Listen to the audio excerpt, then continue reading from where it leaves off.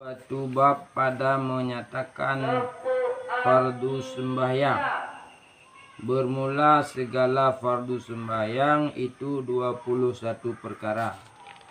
Pertama, niat dengan hati, seperti sabda Nabi sallallahu alaihi wasallam.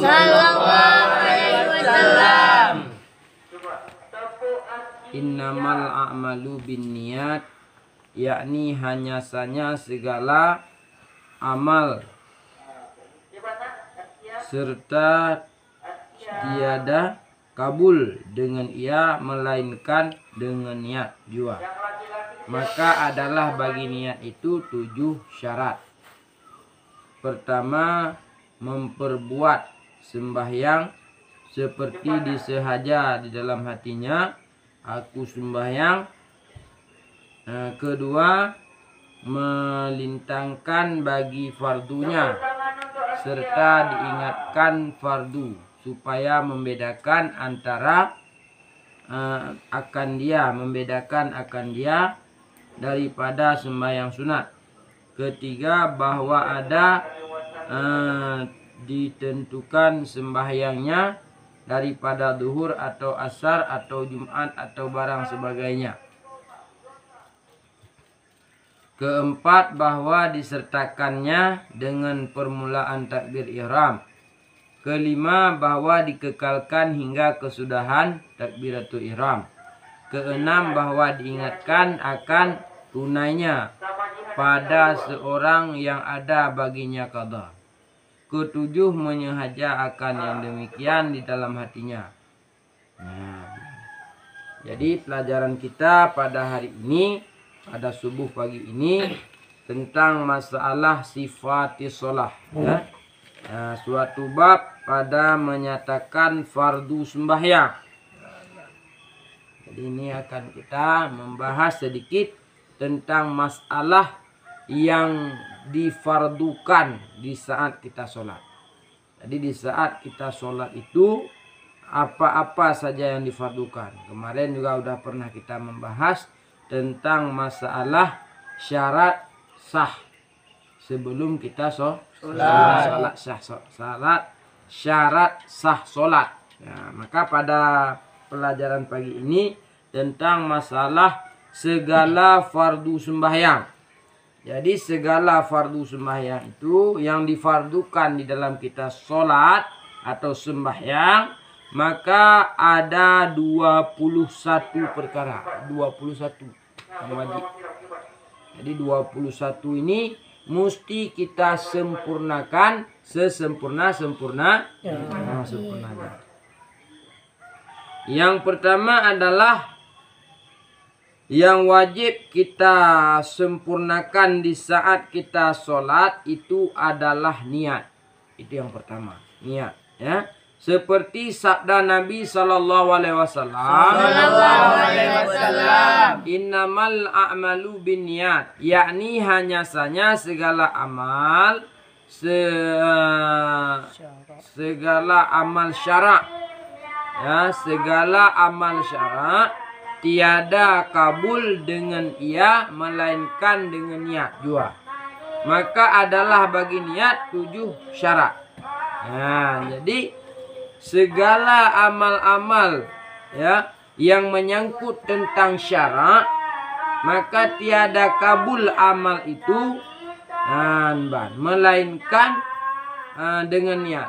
Jadi tidak ada diterima amal itu, tidak sah diterima amal itu, atau sempurna dengan tidak sempurnanya amalan itu, maka itu adalah bergantung kepada niat. Diniatlah itu. Apabila bagus niat, insya Allah bagus ya. Jadi bagus niat. Jadi luruskan niat, betulkan niat. Jadi dalam kita berniat itu pun mempunyai ketentuan. Seperti kita berniat dalam sholat. Maka di dalam kita menotokkan niat di dalam kita sholat, maka syaratnya ada 7. Jadi 7 syarat dalam kita berniat. Jadi mesti waktu kita berniat sholat ini kita hadirkan 7 ini. Kalau tidak hadir 7 ini atau kurang satu saja dari 7 ini, maka niatnya tidak sah. Kalau tidak sah niat, tidak sah rukun, tidak sah rukun, tidak sah Salat. tidak sah solat berdosa, berdosa masuk neraka. Gara-gara cuma niat tidak sah, kesimpulannya dalam neraka. Maka sempurnakan niat. Maka di dalam kita menyempurnakan niat solat itu ada 7 syaratnya. Ya, ada 7 syaratnya.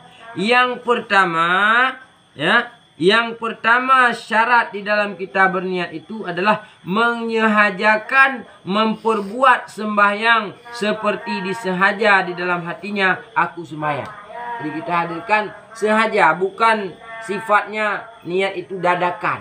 Tetapi kita hadirkan memang sengaja aku solat dalam hati kita. Hadirkan dalam hati kita. Sengaja aku solat. Nah, itu yang pertama. Kemudian yang kedua, bahwa melintangkan bagi fardunya seperti diingat fardu sembahyang supaya membeda akan dia daripada sembahyang sunat. Menghadirkan dalam hati yang pertama sengaja, yang kedua menghadirkan tentang sembahyang itu fardu. Untuk apa? Supaya terbeda kepada kita dengan sembahyang sunat.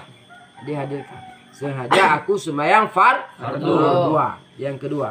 Yang ketiga adalah ditentukan bahwa ditentukan sembahyangnya itu daripada zuhur atau asar atau Jumat atau barang lainnya. Dan kita tentukan sembahyang itu sembahyang zuhur kah, sembahyang subuh kah, sembahyang Jumat kah. Jadi kita tentukan apa sembahyang yang kita laksanakan itu. Ya, berarti yang pertama menghadirkan kesengajaan kita kepada solat. Yang kedua menghadirkan tentang fardu solat yang sedang kita laksanakan supaya terbeda dengan sembahyang sunat. Kemudian yang ketiga menghadirkan sembahyangnya kita tentukan mana dia, apakah dia sembahyang zuhur ataukah dia sembahyang asar ataukah dia sembahyang subuh. Nah, yang ketiga ya. Yang keempat bahwa disertakan dengan permulaan takbiratul ihram. Jadi kita mulakan niat itu waktu takbiratul ihram.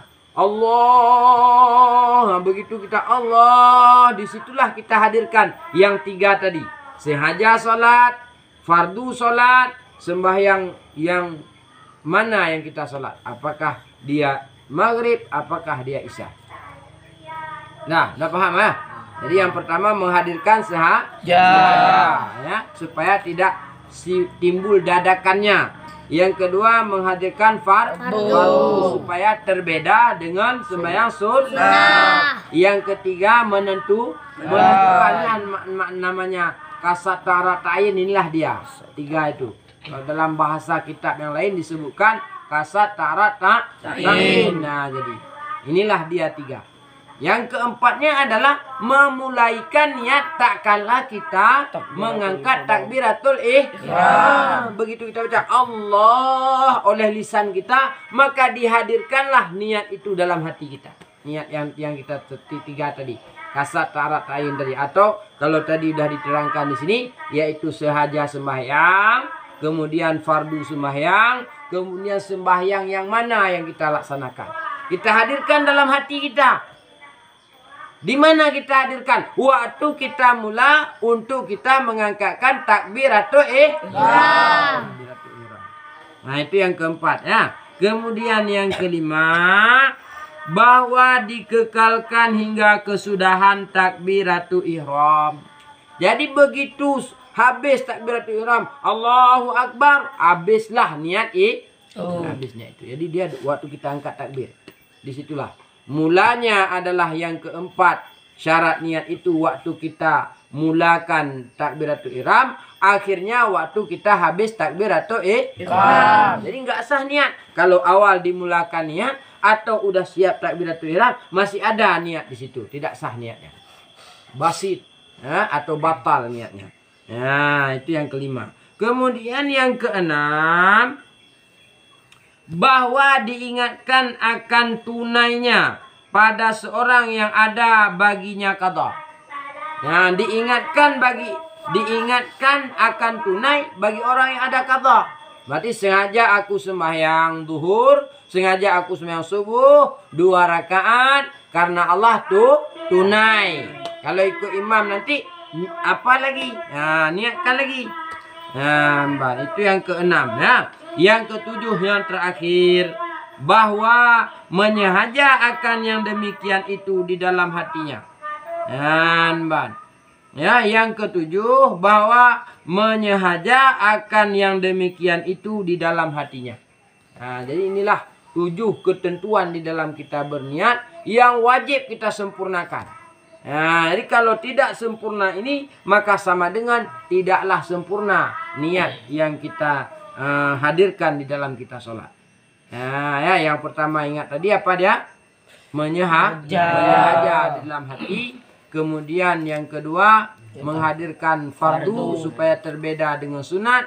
Yang ketiga adalah menentukan apa solat yang kita laksanakan. Yang keempat adalah kita awali niat itu tak kala kita ngangkat takbiratul ihram. Kemudian yang kelima adalah kita sudahi niat tak kala habis takbiratul ihram. Yang keenam adalah apa? Menghadirkan tunai ya bagi siapa-siapa yang ada baginya kok Allah.